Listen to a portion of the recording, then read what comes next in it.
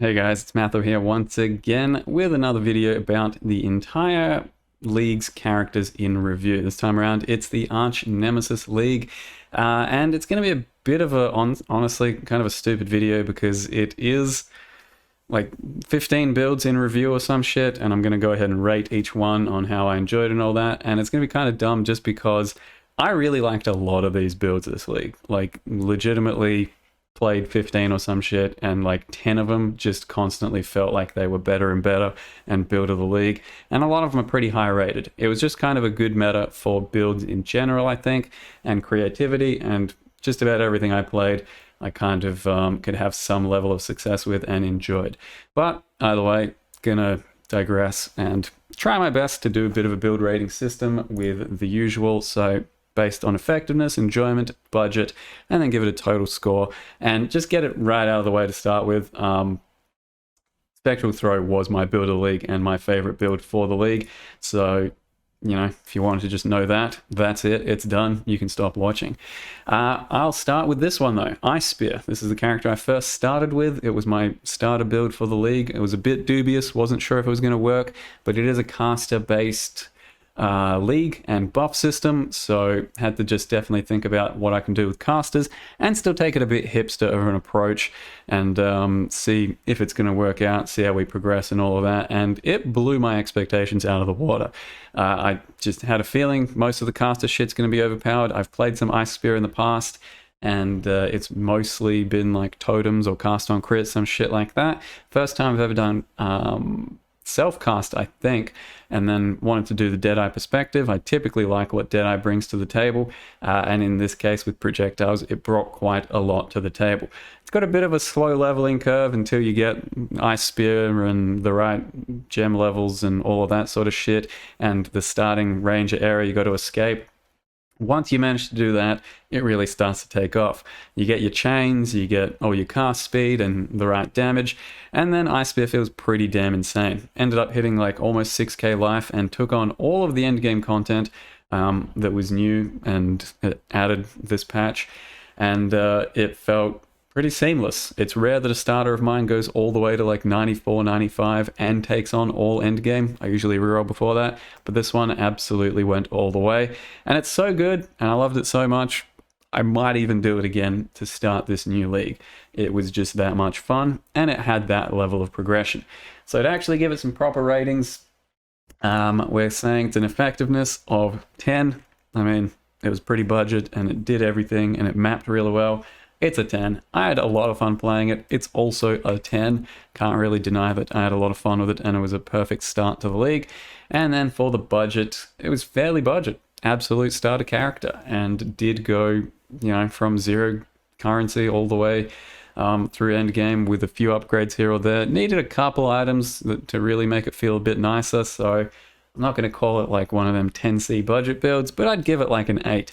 So getting a total of 28 is pretty powerful for a starter and for a first character of the league. The next build we then ended up doing was the second build of the league, which is a character that did need a bit more established currency and more of a second league character, and it's when we discovered Ashes of the Stars Amulet, and that meant that I was looking at a whole bunch of alt qualities and thinking of what I could do with them. It was a bit of a crowd pleaser choice, the old Poison Spark, because that's just a build that everyone kind of has some sort of fond memories of from many years back when it was fairly popular, and then it got killed off thanks to double dipping nerfs, all kinds of shit, and just hasn't been much of a build. So this item, this alt quality, really brought back Poison Spark in a big way, and I didn't have many expectations for this build, but it ended up being an absolute beast. We are talking insane clear, probably the best clear of the league, just because once you start to ramp your projectile speed, your cast speed, and the right damage, of course, combined with Occultist pops as well, it just takes over the entire screen and kills anything that spawns. It was then with the Occultist pops as well that you could easily destroy double beyond bosses like as they were spawning in one hit. It was just ridiculous for clear speed. And not only did it have clear speed, it was actually a spark build that had really good single target as well. So the build itself had something like 10 million single target damage, and we're talking just pure single target without bouncing off walls or anything. So in a pretty empty area, if you're fighting a boss one-on-one, it should have about 10 million DPS, But then Spark has some, interesting interactions. If you're actually in smaller zones and tighter corners, you can get a lot more boss damage, and it could shoot up into the tens of millions. And we do have some examples later in this sort of video. Just a quick example here, but it was basically taking on all kinds of content, and it did everything for me, all the end game, I think, and it was just a really fun build to play in the end. I originally built it a bit squishy because I was just going from a pure let's get this rolling damage-wise perspective, and then went a bit back into some defense because it needed to be a bit thicker to be properly enjoyable. And were I to build it again, I'd probably build it more of a balanced way. To start with, try and incorporate a bit more defense, because I had more than enough damage and clear than I thought I'd ever need, and then had to just step it back a bit so that I could enjoy playing it more. Got to like level 94, 95 or something, and was very smooth. Yeah, it can get a bit rate destroy, as you can see, but shouldn't be much of an issue for non-streaming content sort of thing. It's not that cluttery on your screen, though I do think some of the micros probably help a bit. Or make it worse a bit, depending on how you feel. But yeah, very good character. Absolutely love playing Poison Spark as my second build. And as you can see, pretty good single target as well.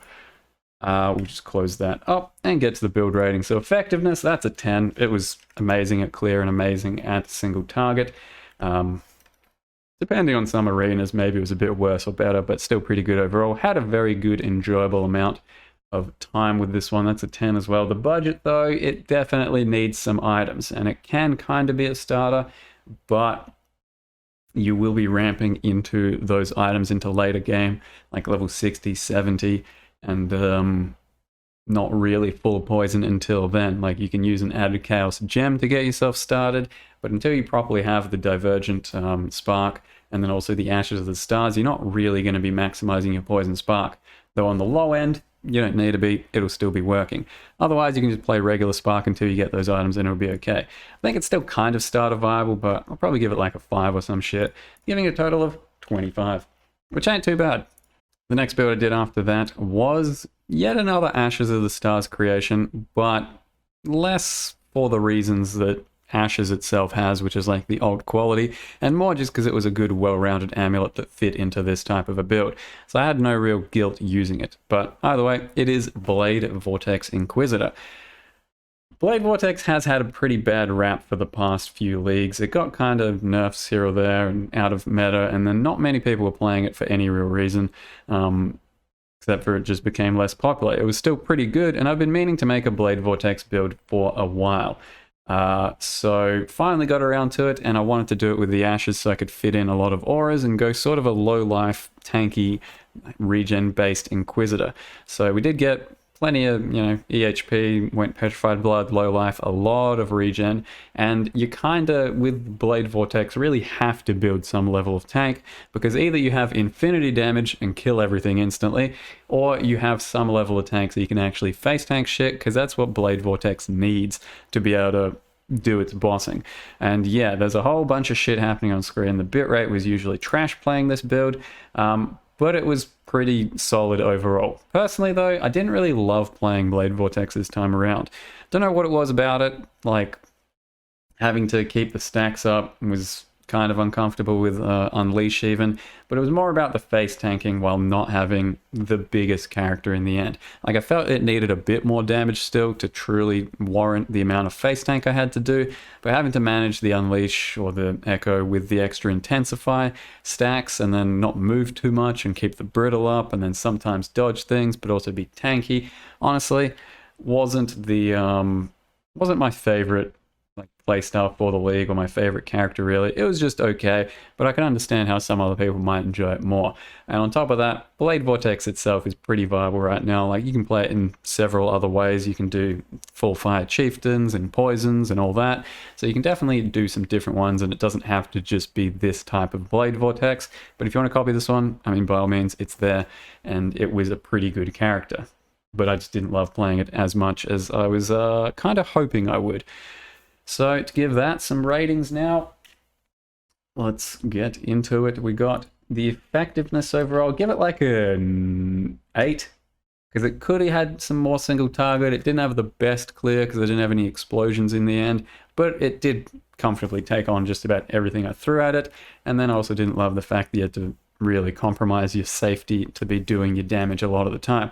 The enjoyment, I didn't really love it, but it was fairly enjoyable to put together and a bit of a good thought exercise, all that. So I give it a 7 or something, but maybe explosions just would have made it feel much nicer, like other BV builds I've played in the past, just better screen clear, that sort of thing. And the budget, I mean, it was a bit expensive, like it needed some fairly well-rounded gear, but it wasn't super expensive. Can it be a starter? You can start with Blade Vortex. I wouldn't really recommend it. It kind of sucks, to be like perfectly honest. In early game, Blade Vortex with no levels, no good, what are we saying, twink gear, it just has like real bad area and its damage isn't that good, and then you have to fix the stacks and all that. It doesn't feel very good to level early on, but it can be a starter.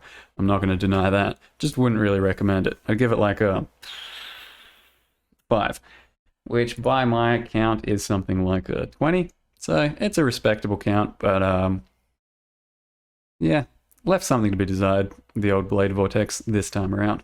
The next build I happened to do was basically purely for full meme value, and there are some builds this league for that, but it's Cumstorm. And essentially why that is and what it is an MTX for Exsanguinate came out that was mercurial, that looked very much like bodily fluid, and this is the end result. So I really just looked at that and thought, hey, I definitely want to start spinning around flinging cum everywhere.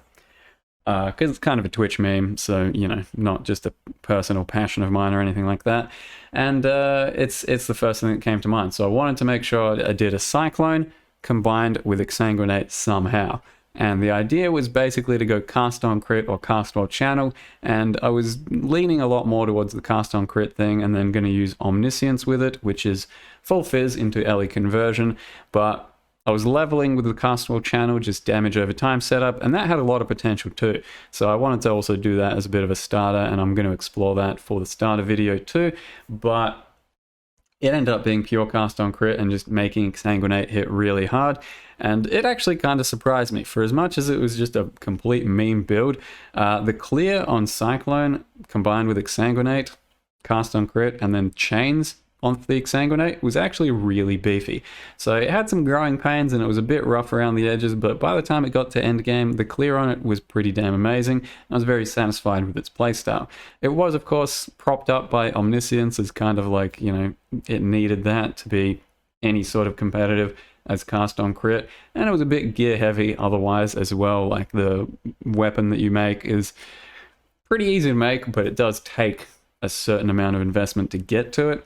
And then ultimately the single target wasn't amazing, so it was an okay build in the end, but it was pure meme, and then it came together to be playable, which, you know, I was happy with in the end. But I do think there's potential in the cast or channel damage over time situation. It'll just have a much lower ceiling, so it won't be quite as good on the high end, but it might be a much nicer start, much nicer starter build, and overall better budget, maybe a bit more fun, and it'll also encompass the Cumstorm meme a lot better, because instead of cast on crit, where you have to hit something and then it procs, you can just spin in a circle, channel, and just fling ropes. So, yeah, it was an okay build, and I do like the idea for a starter. We'll give it an effectiveness of about an 8, because it was a bit meme. It doesn't really make sense to put these things together, but it cleared well. Its single target was whatever. Good enough, though. The enjoyment of it, I mean, it was pretty highly enjoyable to put it together and see the plan come together in action. And then it's just Cyclone. Cyclone cast on crit, always a good time. Can it be a starter? Well, it's a bit of a tough question. Omniscience and going in the cast on crit direction, no, that's just going to be pretty end-gamey. But if we're going from the perspective of cast or channel and going to just do a damage over time base, non-crit, then it can be a starter, I think, and it'll taper off at a certain level, but I'm not quite sure what that level is yet. I'm going to give it kind of an in-between score and go 5 for that, which gives it a total of 22. And that's a pretty good score. And speaking of meme, this next build that I did was actually kind of the entire pinnacle of meme, because it was just trying to make Energy Blade work in another sense, in kind of a extremely wacky one. And what you're seeing right now isn't even really the build, it's just a test for all of the different totems that I did with the build, which was Darkpact totems. So the idea was Energy Blade combined with Battle Mage, and then we'd go for Darkpact totems, and with Energy Blade, the amount that it was doing, essentially you're getting about 100 to 2000 lightning damage, and then adding that with Battle Mage to your spells, and then you can do whatever you want for totems. And the totems I wanted to do were Darkpact, because I thought they scaled really well at the moment, and it was okay. Like, in the end, the Darkpact was okay. It was actually one of the better totems that I tried. So I tried all these other totems that you can see. That was just kind of for fun, for, you know, experiment. And Darkpact, Arc, and Divine Ire, I think, were the best totems for just generic damage scaling, as far as I could tell. But then Darkpact itself was my original plan. And, geez, I did a lot of totem testing here.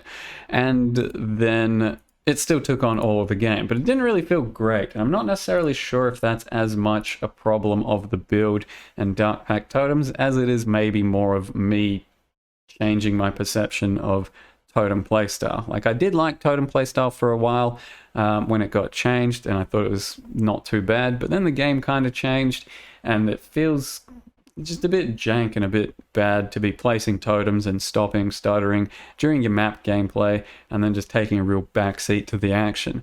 In bosses, it's still not too bad, and I tried to do a few fancy boss fights and all that, but I didn't really love the totem gameplay in the end. And other than that, for all the work I put into the build, I would have liked a bit more damage. Energy Blade still feels like a bit of an unsolved mystery to me, though I'm aware that there are some good Energy Blade builds out there with like Cast on Crit and Battle Mage. I've yet to look at them, and every time I've tried to make Energy Blade, it's felt a bit whatever. So this is the sort of totems going off, and you can see that they do okay damage, and it cleared the game for me, and I could map with it and all that, but I just didn't really love it, and I didn't think it was worth the investment, nor could I have ever really endorsed the build and said, hey, look at this fun, wacky build, you should copy it as well. It's a lot of fun or some shit. It wasn't really. It was more, it can work, and it's a bit crazy, but I probably shouldn't have done it, and you definitely shouldn't, and there it is.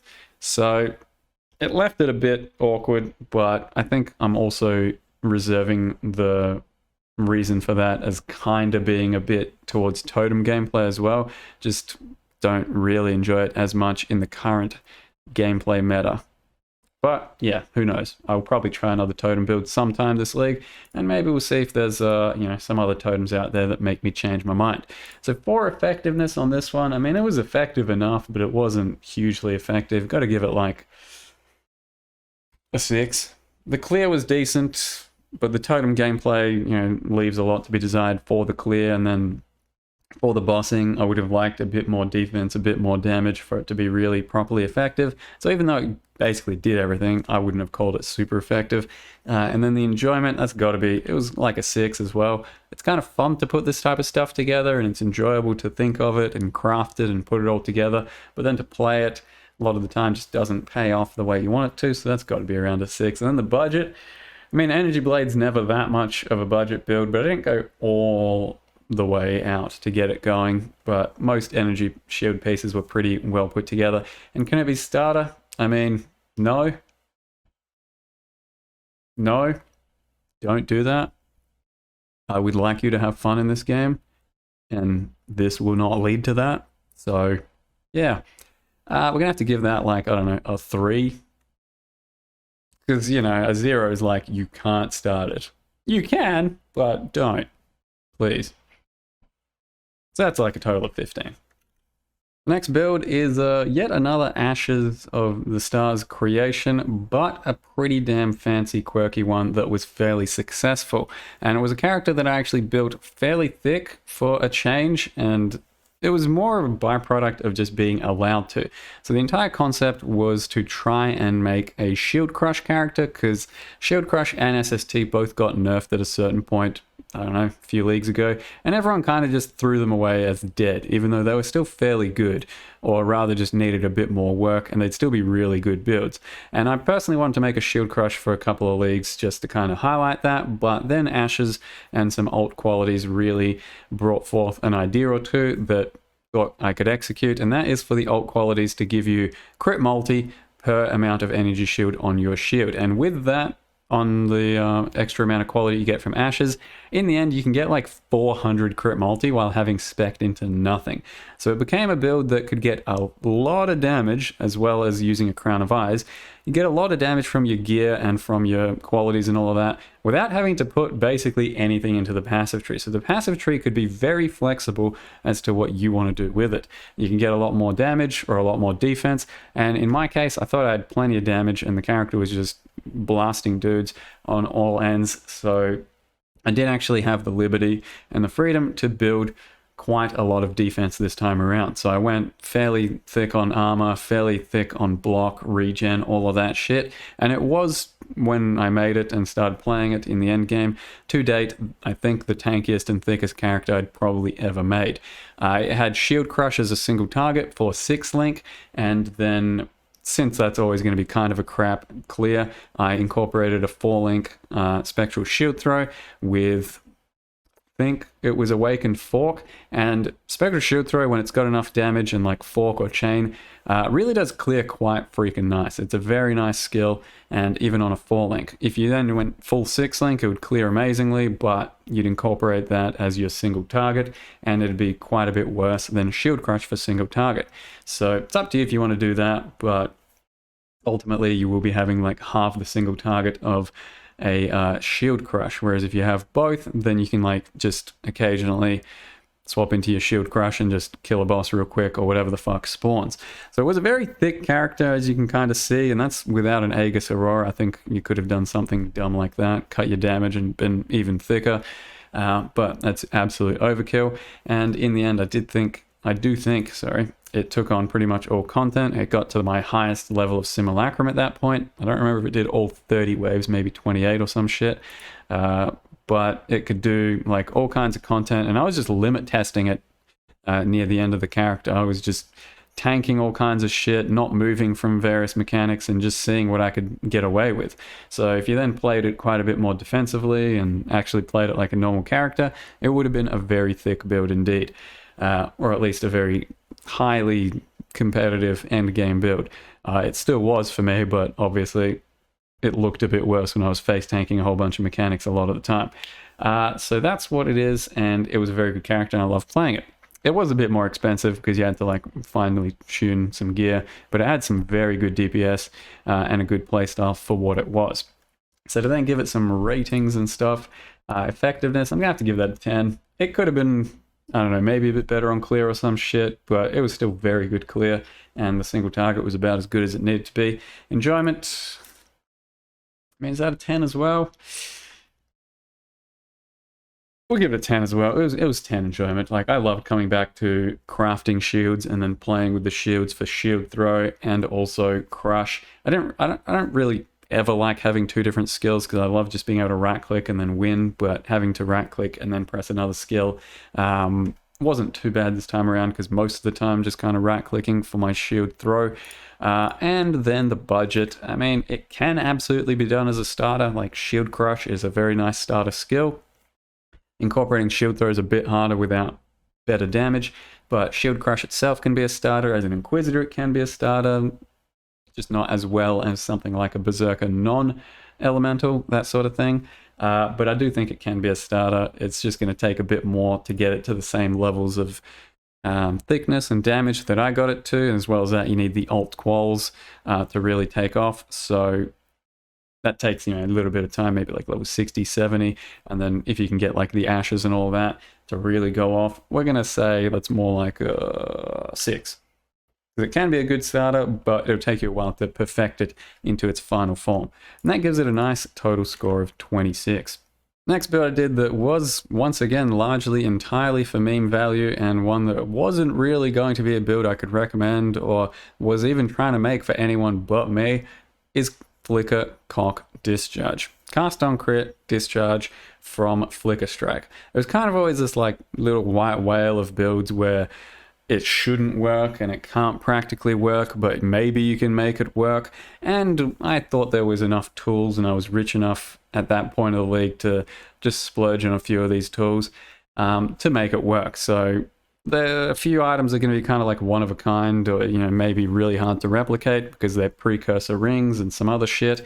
And ultimately, it's not something I ever wanted anyone to try and copy because I was pretty sure it was going to be bad. And turns out, yeah, it was pretty bad. I mean, I got it to a stage where it was playable, it was effective enough, and it could do some really good map clear. So it could be kind of a speed mappy build, but it was a bit too weird to play, and it still was a bit high and low roll. Most of the time you're okay with flickering and you could sustain your charges and top your charges back up. Sometimes you'd run out, just RNG, or not enough charge generation, and then you just sit there feeling kind of bad that you're not flickering and put into a vulnerable state. And then the problem is amplified on single target, where it's a lot harder to maintain those charges, and then you're really just sometimes stuttering and doing nothing. And we could try and solve that problem by using Cyclone to be our single target and trigger, but even then it still didn't feel that good. It was kind of still high roll, low roll, and sometimes you'd like run out of charges and not proc well enough. So maybe I just didn't put enough work into fixing the sort of cast on crit procs, the charge generation, but ultimately I didn't really give a shit anymore. I was kind of done with the build, as I am with most Flicker builds after playing them for just a little bit, because Flicker really is not my cup of tea. Like, it's exciting for a bit, and then after a couple of days you're just like, I'm fucking sick of this shit. I don't have enough control in my character, and it's just like Jesus taking the wheel. A bit too much of that. I really like controlling my characters. I like to control my gameplay, what I'm doing, what I'm fighting, and in the end it didn't have that much control, and the single target was a bit all over the place. Perhaps I did some things wrong, but it was just kind of a proof of concept and got something happening. So the build was kind of there, and it took on some/most endgame, but it was definitely a struggle compared to pretty much any other build this league. To give it some ratings, it's not going to look too good, I don't think. Effectiveness, it could do some good clear, but it was pretty shit for single target. And then it also wasn't like that fluid of a clear because it did have its problems. I'd give it like a 6 or something. The enjoyment, it was fun to put together. It was fun to think of the concept, and also kind of fun on some maps and at the low end.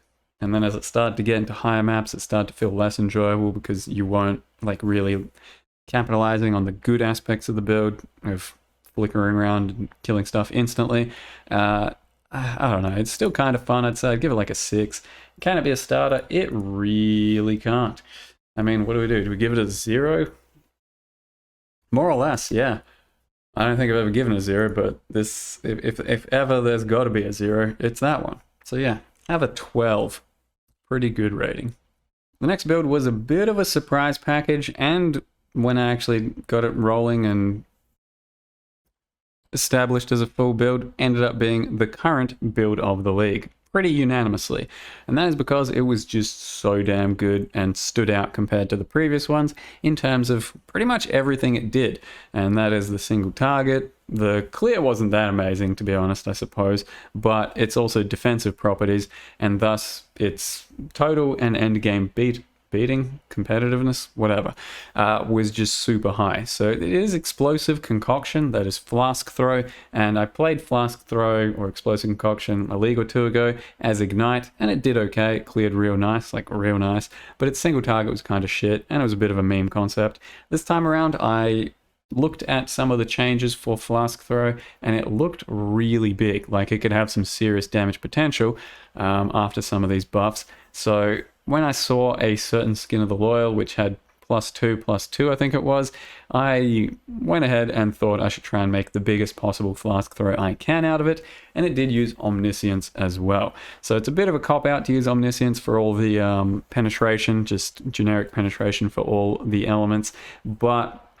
it was a build that almost no one was like giving any credit to or caring about, so I decided to go fairly all out to make it a build and prove a sort of concept. and that is just crit-based explosive concoction. So it was a Scion, Omniscience, and once you go to projectiles overlapping, it could just about 2 to 3 shot almost any boss out there, and at the same time it was a really tanky build. Even though it might not look like it, it's only got 3,800 life, some shit like that. It was one of the first characters I put together that had real thick tankiness, and I'm talking Grace, Determination, Defiance, and Block Cap, and as well as that, full ailment immune. And as such, given all of that, it was my first character to ever take on and kill Wave 30 Simulacrum. So that was actually quite a surprise with the amount of life pool I had, and it really highlights that life pool really isn't everything in PoE these days. When you can build so goddamn tanky, it just kind of doesn't serve much of a purpose to go beyond a few thousand life if you can already take every hit in the game and basically never be dying. So we still just then focused a lot on damage, and for endgame it was just destroying bosses. Let's see, did I have a good feared example? That's the one. So we start out by just destroying Atziri and then scooting over and destroying Elder, and then you have to do a bit of a fight after that. So, you know, the biggest weakness of the character is kind of degens, since you're block heavy and evasion and armor heavy, but just kill shit and then just don't get hit by shit. And it was an amazing character. Ended up being my builder league at the time, which then got overtaken a bit by Spectral Throw, but it was a real surprise package, and loved playing it, loved putting it together, and it should be pretty strong even off of lower gear, I do think. So let's give it some fat ratings, because effectiveness, it did all the shit. It was a 10. It could have had better clear, but I'm not going to hold that against it when it cleared the entire game better than anything I had up till then. Enjoyment, had a lot of fun putting it together, had a lot of fun playing it, had a lot of fun bossing with it.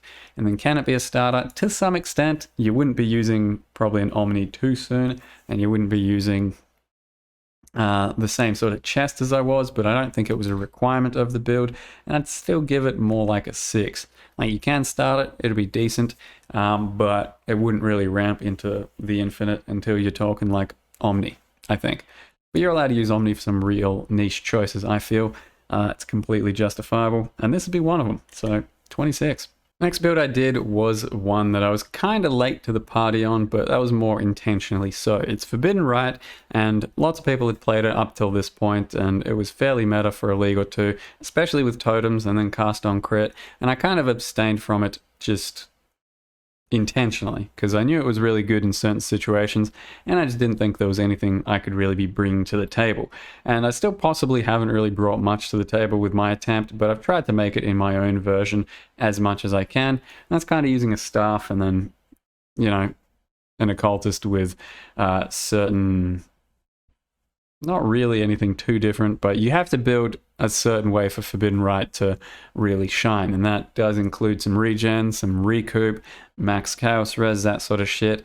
But I did my best to try and make it my own, more with the staff concept, and I think it used a Cane of Culamark, possibly, which makes it a bit accessible, but it is still tough to get going and really shine. And early on, I wasn't in love with it. Like, it did take a while to properly come into its own and feel good for mapping and all that. And it is super, like, satisfying getting some cast and damage taken setups happening and some life gain on hit from those spells. And then once it's fully established and you got good defenses and all that good life gain on hit, it's pretty damn hard to die, because you will be shitting out so many spells and so many hits with those spells that your sustain is practically infinite, even though your health pool or defense pool might not be. So as long as you're not getting completely one shot, then you are destroying things. And it's only in the last few levels, like from 91, 92 plus, up to like 94, 95, that I started to get a real feel for the build and how it was mapping, that it then took off and started to really become a map zoom and map clearer. But it did feel like it had some growing pains, and I think the first video I put out on it was all like kind of unsure if I should even continue it. It didn't feel super good. We definitely got it to that point, and you can see some examples of the sustain with Shaper. Was it just at the start of Shaper here? You can easily tank like the beams and stuff if you've got enough life gain on hit. If you put enough money into a Forbidden Rite build, it does end up being one of the biggest sort of characters in the game, potentially. That's either self-cast or cast on crit, and there's some really big examples out there if you want to check out other people's builds. Mine, more of a humble sort of start, but it was still, you know, had to put some work into it and get some level of, what do we say, fine-tuning, gear crafting, refining, and once you got to that point, I mean, it really did start to feel quite good. But it takes a while to get there. So it's not going to be much of a starter character, and probably not something you're doing maybe even as a second character. You kind of want to establish a good amount of currency and a good gear base, and then level through with twinking and all of that, and then it'll start to feel pretty good. Effectiveness, I'm going to have to give it a 9. Like, it could have had maybe a bit better single target or maybe a bit better defense, but it was pretty damn effective, and it did take on all content, and it cleared real nice, but maybe it could have done just a bit better as to be an overall package. The enjoyment, it started out pretty weird and I wasn't sure where it was going, but it ended up being pretty good and pretty enjoyable. Because of that, got to give it like an 8. It wasn't maximum enjoyment. Like, the self-harm factor is cool, but it also might be not cool, depending on how you look at it. And it's hard to kind of incorporate every aspect into the build, so that takes away a bit of enjoyment. Like, you always feel like you're missing something, you want more. And then can it be a starter? I think it kind of can be, but it's going to be some rough early game and rough growing pains of the build. But then it comes together, and you can make some bigger ones with cast on crit and all that, but you really want to save it for more gear and better progression into the league. So that's a 21, I think. Yep. The next character also comes with an escalation in facial hair, as I was starting to just let things loose a bit more. And it is Penance Brand Ignite. It's one I kind of wanted to do for a while, but I was saving till I could just justify the entire bundle of memes that is Eternity Shroud, and until no one else really played it. So no one really cared about Penance Brand anymore at this point, and to be honest, neither should have I. It ended up being an okay build, but there was too many problems and too many inconsistencies that I didn't really love it in the end. It was fun to put together and think about, but one of the main problems with Penance Brand is you have to take the node that makes the brand bounce, the mastery, and once you take that, its ignite potential for clear becomes pretty watered down. It can still get to a point where it's definitely good enough and it's clearing maps completely fine, but you aren't really ever hitting the maximum amount of your ignite in the clear phase, because it's always bouncing and never getting to that higher stage. So the double beyonds and shit like that, where your ignite should feel really good, sometimes just doesn't. And it's also, on top of that, got quite a bit of inconsistency in its boss killing, where I think the maximum theoretical is about 10 million DPS for ignite, which is really good for ignite. It oftentimes wasn't going to be hitting that. You'd be like low rolling and hitting like 2 million, or all the buffs and everything that you needed for your max ignite to be up wasn't up. So it could be anywhere from like 2 to 10 million. Sometimes it was really good, sometimes it was really bad, and then just for the clear, it did leave a lot to be desired because of the bouncing factor. So for single target, it still can perform and was performing as one of the best ignite builds I've done, but its inconsistency left a lot to be desired, and that's what made me just not have as much fun with it. So it was a successful enough build and made it happen in Penance Brand Ignite, but my version of it just felt like not really worth playing or passing on to people, and as such, I didn't love it for those reasons. And then the rating of that shit. Effectiveness, I mean, it cleared okay, it did bossing okay, it still killed everything, and it was still doing things. So it was still a build, and on the low end, or you know, the mid end of mapping, it was still absolutely fine. I just couldn't really enjoy taking it into the end game mapping, the tier 16s with the double bosses and all that, because it felt a bit more flaccid at that point. And then the character was kind of squishy as well. The enjoyment of it, yeah, more like a 6. Like overall, the high roll, low roll nature, while Ignite is fun and Penance Brand was kind of fun, some of its problems and then its inconsistency in DPS took some of the enjoyment out. In budget, you can kind of do Penance Brand Ignite on lower budgets. It will have much lower outcomes, and as such, it's probably more like a 3 or some shit. So not a huge result there, and I can't even add right now 16, something like that. yeah, not the biggest result, not the biggest build, not really something I'd recommend copying. There might be better examples out there for you to find.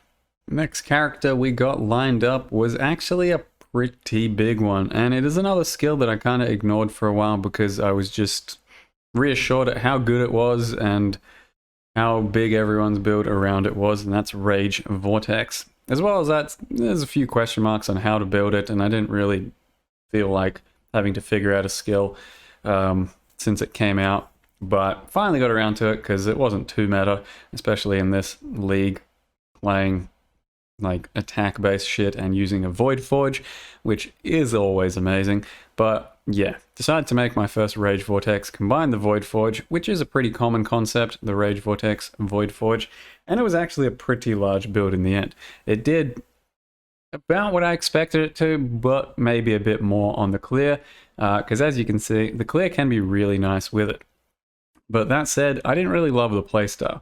I know people that have played Rage Vortexes very similar to mine in similar concept and style, and they loved it, whereas I enjoyed it, but it didn't fully grasp me, this sort of a playstyle, because sometimes you unleash a Rage Vortex when you're doing real big map clear, unleash one, and if you need to unleash several in a row, you just be like low on your rage and then they just slowly get weaker.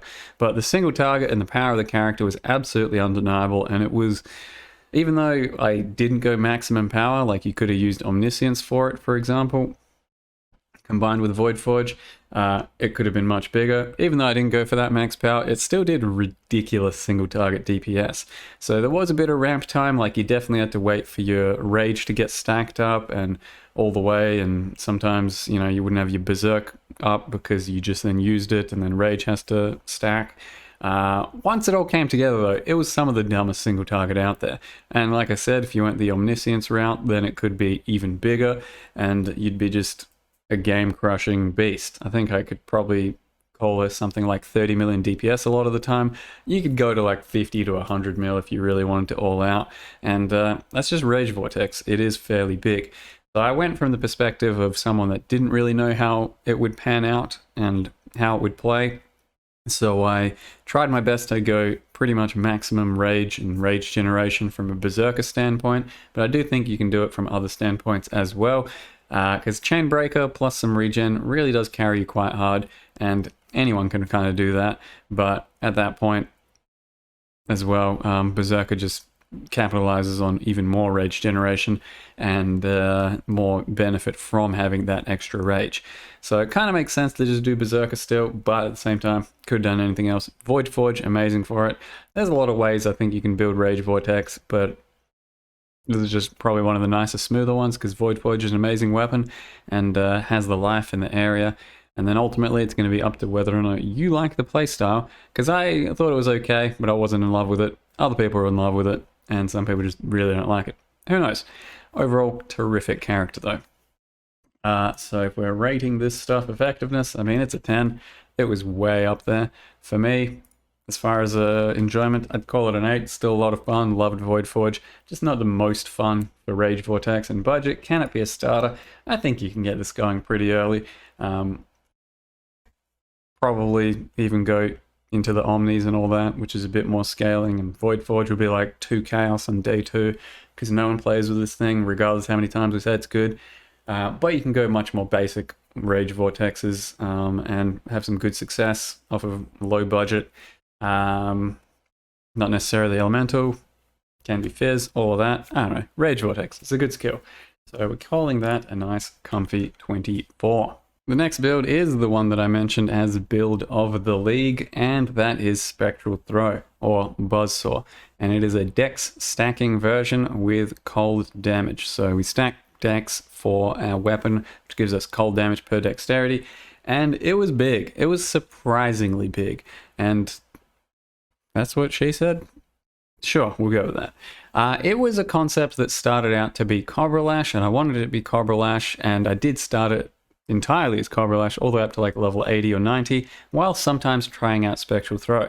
It can absolutely still be Cobra Lash if you'd rather that, and you looked at this build and you want to play some Cobra Lash. I did put out a video for it, but once I started incorporating it more for Spectral Throw and then tried out more Spectral Throw, it became apparent to me that Spectral Throw was just going to be better in pretty much every way, shape, and form.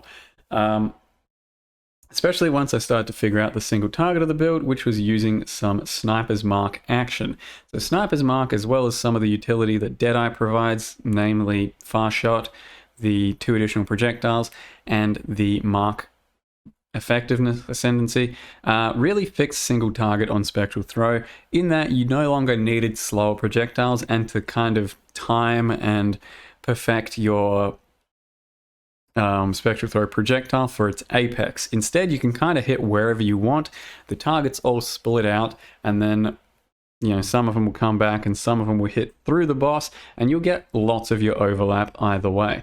And it ended up being just amazing for single target, and then I could build thick enough beyond that for a bit of life, bit of evasion, and some life gain on hit, to then also have sustain for endgame. So it ended up doing all of the endgame absolutely smoothly and perfectly, and its single target was truly quite a bit more than I would have ever expected out of it. Like, this is one of the feared attempts that I did. May have been deathless, I don't remember. May have, feared all at once, and it killed its Iri pretty quickly, and then just the residual, like, spear buzzsaws destroyed Sheila on the way back, and that was pretty impressive. And then it took on wave 30 Simulacrum pretty smooth, and overall, I mean, if it does similar things to my explosive concoction, but clears better and is also Spectral Throw, which obviously gets bonus points, that means that build of the league. So it was a big surprise that Spectral Throw came back in this fashion, because I did kind of write it off as something worse than Helix, and in this case it's worse than Helix up till maybe like level 60 or 70, when you get all of the right tools for the build through the Ascendancy and the Sniper's Mark, that sort of shit. Once all that happens, then I think Spectral Throw takes over Helix in the end game, and just, feels amazing, and it's amazing that it's back. I also took a pretty hipster approach to it, so I did the dex stacking when I easily could have done Omniscience instead, but I wanted to do something that not many people are doing, that is dex stacking with a claw. And I think it might be bigger as Omniscience, but maybe we're going to be pulled in more directions that way, and you need much better gear to make sure it's as good. But at the same time, I do think it can also be a starter as non-Omni, non-dex stack, and just pure Trinity, bit of extra flat damage here or there, maybe a gem link, and then I think it can be a very nice starter. So it might be something I start. I'm tossing up between the Cumstorm, this, or Ice Spear. Maybe something else will come up as well, but yeah, I'd love to get this out as a starter too, because everyone loves a good buzzsaw, and it has build a league potential, and I do think it could probably take on some uber pinnacles once it's at its absolute high end. So that's some Spectral Throw action, and I'm very happy it came back in a big way. Effectiveness, 10. What more needs to be said? Enjoyment, 10. Loved it. Can it be a starter? I think it can. The current version I had, probably not, but overall I think it can be a starter. We have to give it about a 28. And how does that compare with the other guy? Equal to an Ice Spear. Not too shabby. The next build was kind of a meme, but it had some serious properties to it, and it was going, as you could see, it was pretty flashy.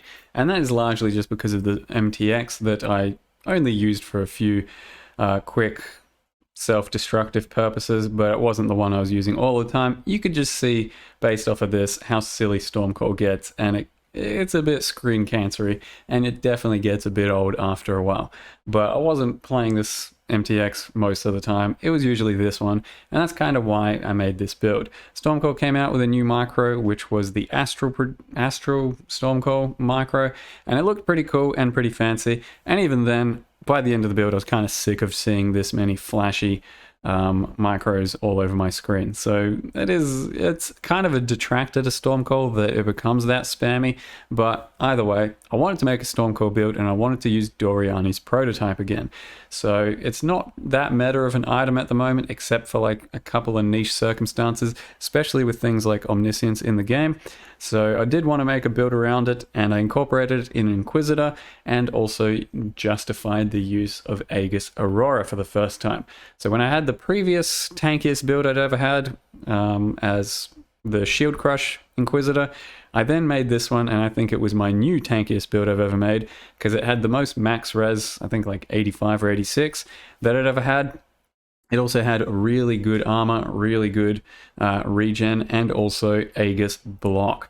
So in the end, it was a character that was just limit testing tankiness against almost every boss, seeing what I could get away with, seeing what I could face tank. But it is still Dorian's prototype, and unless you've got infinite armor and the talisman for lightning converted, then there are a few problems, and it's mostly just this one sort of nemesis mechanic of the lightning boys stepping on top of you and exploding. That did make it a bit more uncomfortable, and I really did not enjoy that in the end, specifically because of that. But aside from that gaping sort of hole in the Death Star's defense, it was a really defensive build. And it felt pretty good to limit test things. Overall, though, it didn't really love Stormcall and the amount of spam that it created, and also didn't really love its sort of bossing playstyle that forced me to kind of face tank a lot. You can see I also tried Vortexic Burst in this build, because it was the best chance I'd ever get to try Vortexic Burst.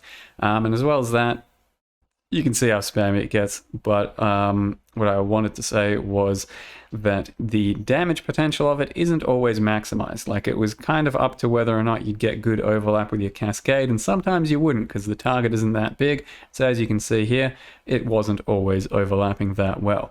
But it was still a very good character, and it was still a fun character to put together, and got to give it plenty of credit for that. And then as you can see, we can try and limit test things, but won't be able to tank everything in the game.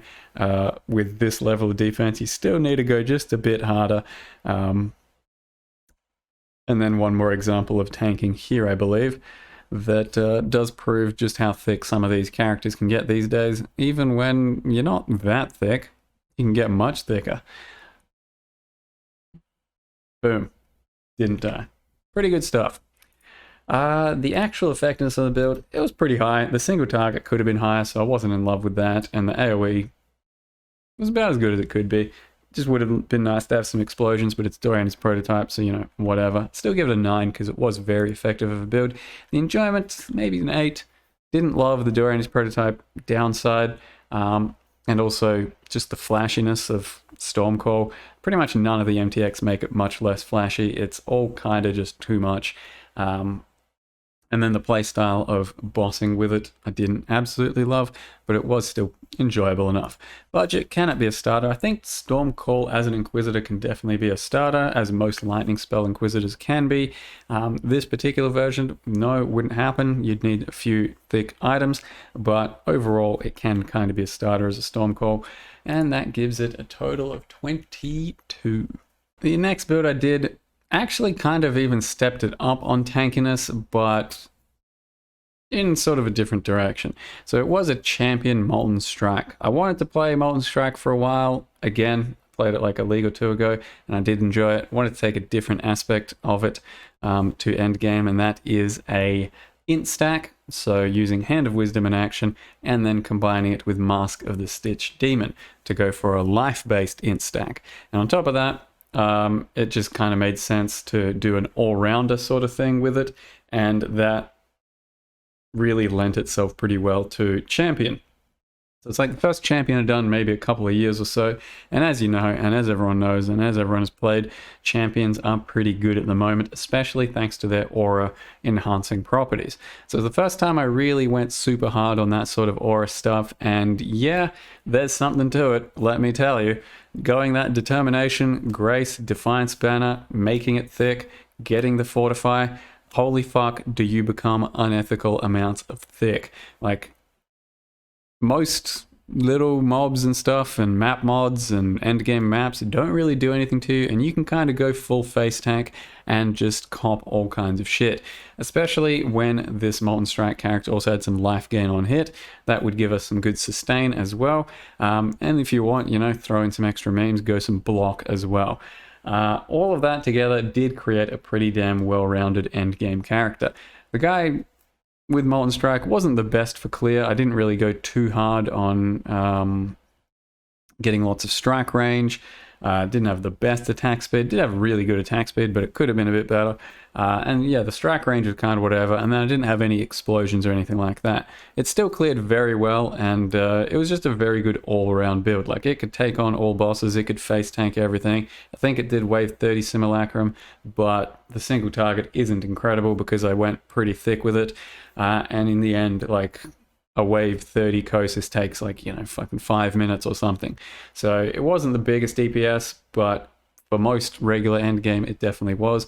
And for a hipster sort of take on a Molten Strike, it did pretty good clear, and it did good enough DPS that I was pretty happy with the build overall. It felt pretty amazing to play, and maybe that's just largely because Champion, building into a lot of defense while still maintaining a good level of offense thanks to its just comfort, does lend itself to a very comfortable playstyle in the end. And if you go even bigger, like plenty of other champions do with perseverance and armor and dex stacking, you can make some really large builds using these champion setups. So I did like it. Not my favorite character though, because a bit too thick for my liking. Don't want to get too lazy in my gameplay. Still want to have to dodge some things.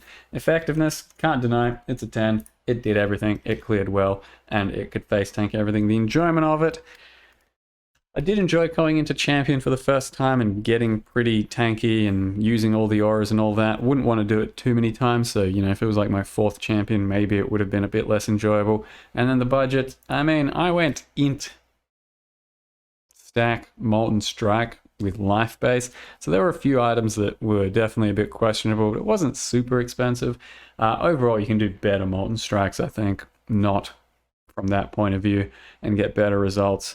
This one though, I wouldn't really say it can be a starter. Any just generic Molten Strike champion can definitely be a starter though, so we'd still give it like a 5 or some shit. Now, well, that's not really fair to this build. I'd say give it a 6 then, to give it a total of 24. And then the last build I did, which was actually rather surprising, I didn't expect it to be quite this good, was Armageddon brand trying to utilize Crest of Desire. That's the first time I've ever used Crest of Desire. It's a hat that lets you only have one socket, so one link, but it gives you +8 gem levels and a bunch of quality. I used, once again, Ashes of the Stars, but this time around, nothing too fancy on the alt quality, because for Armageddon brand, there isn't really anything I could do, given that the hat gives you a 100% chance to double damage as well, and the best alt quality for Armageddon brand is double damage.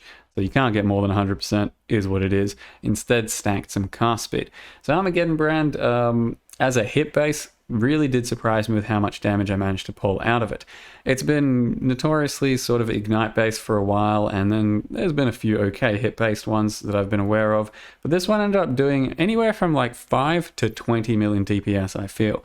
It was hard to get a real read and grasp on exactly how much DPS it does, especially with the POB. I don't feel like it was entirely representative, but it's the character I ended up farming like 15 delve bosses on for the past few days just to finish off my challenges, and it was super smooth for bossing. I really do not love Armageddon brand's delay for mapping and even for some boss fights and stuff.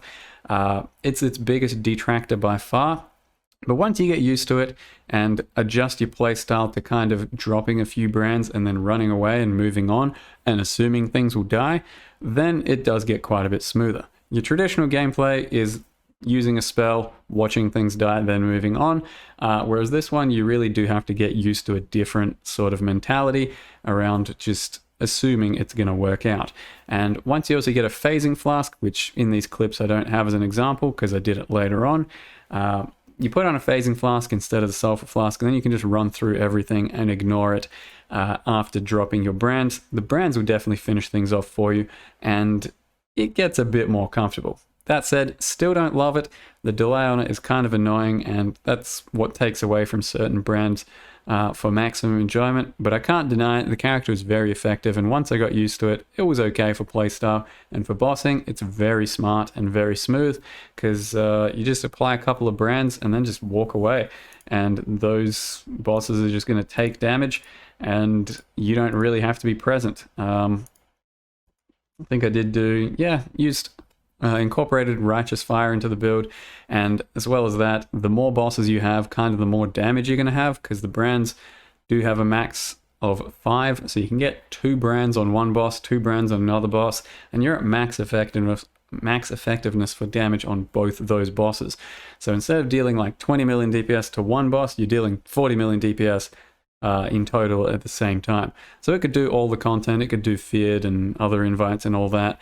And it was also an example of a Elementalist for the first time in a while, using golems as buffs. Bit tough to start as a league starter, but I definitely think you can do it as like just a basic Inquisitor, nothing fancy. But hit-based Armageddon brand I do think has a place in the game right now, and can definitely be a lower budgeter build. Still have to explore that personally for the starters, and maybe it can be kind of a starter. So effectiveness, I mean, it's a 10. I didn't enjoy the gameplay of the delay, which is where it probably has to get taken away, just a couple of points there. It was overall pretty fun, but the delay takes it away just a bit, and building it was quite fun as well. And the budget, I think it can be a starter. I think this version can't be, but you could start out with this version, slowly ramp into the gear, because nothing too insane, and I don't think you need a Crest of Desire. You can easily just go a regular 6-link with a different hat, and still get a similar amount of damage in the end. I did look at the Crest of Desire versus no Crest of Desire, and it's similar amounts of damage, so who knows if it's really worth it. With that said, I think we have to give it a bit of a higher rating than that, just because I think it was overall a nicer character, and that gives it 25. So that's the entire character list build review thing for Archnemesis done. Like I said, Archnemesis, a league where it was very flexible and very good for creativity, and it's a pretty healthy meta for builds at the moment. Yes, there's a bit of a weaker emphasis on melee and strike and war cries and all that. That's not to say they're not viable, especially with Omniscience. You can do whatever you want with Omniscience, I think anyway. And if you really enjoy a certain skill and playstyle, you can kind of force that right now. But that said, definitely looking forward to some more buffs and some more meta shifts. And we'll see how the next league goes. Hopefully I pick up a few builds and have some surprising ones, but I do think it's going to be a bit harder to dip into the hat and get some funkier builds after no meta shifts.